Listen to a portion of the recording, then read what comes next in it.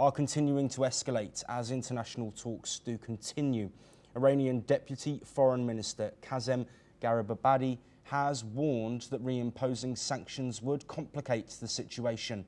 His comments come ahead of an upcoming meeting with the UK, France and Germany on the 25th of July.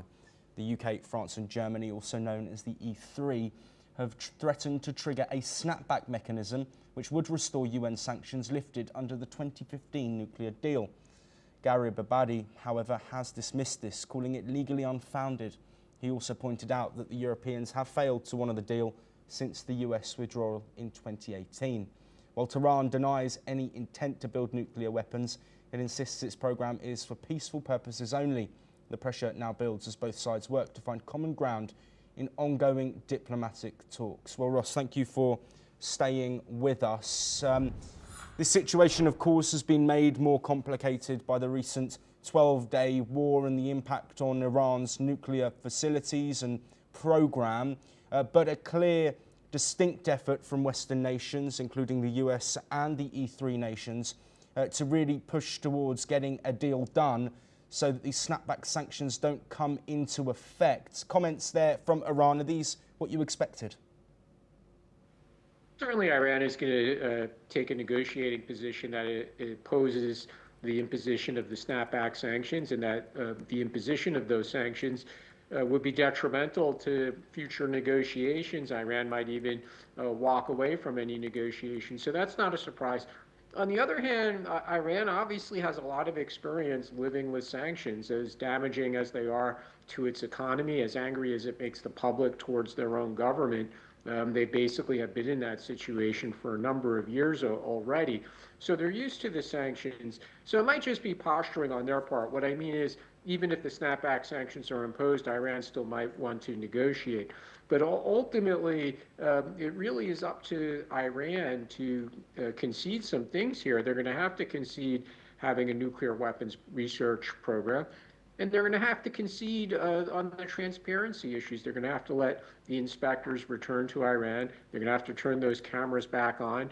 And they're going to have to be willing to make those concessions if there really is going to be any agreement, including with the United States. Yes, Ross, and I do want to look at the significant factors that these Western countries are looking at. Why is it so important in their eyes to get this deal done, and what is the risk that would be posed if Iran did have the capabilities for a nuclear weapon?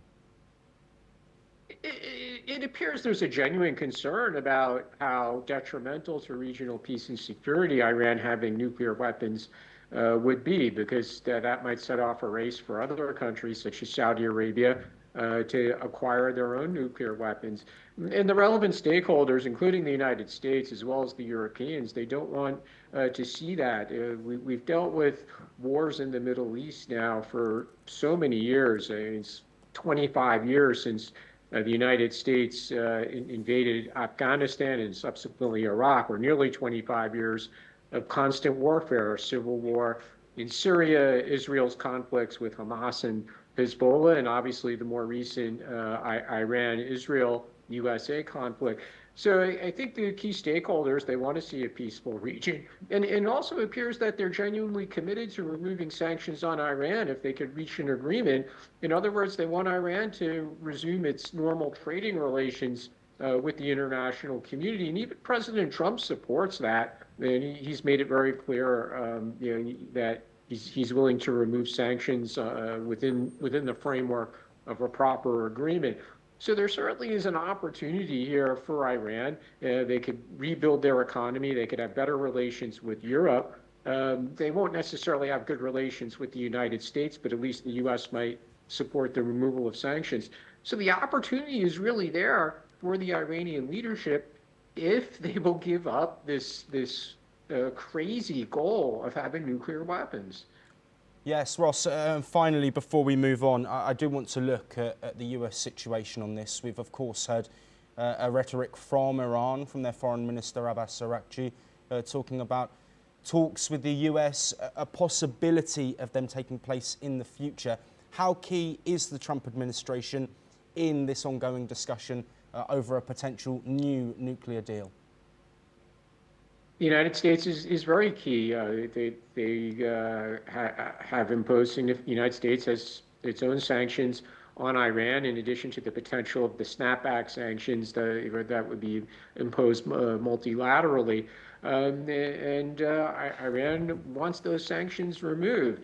They don't want to constantly be under those sanctions. And I don't think, again, I don't think Iran and the U.S. are going to establish a good relationship, but at least it wouldn't be as angry and dangerous as it currently is now.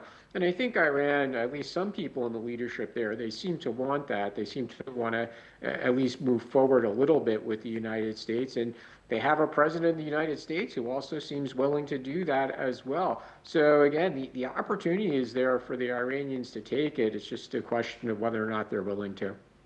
Ross Feingold, as always, thank you ever so much for joining us and discussing both of those points from the Middle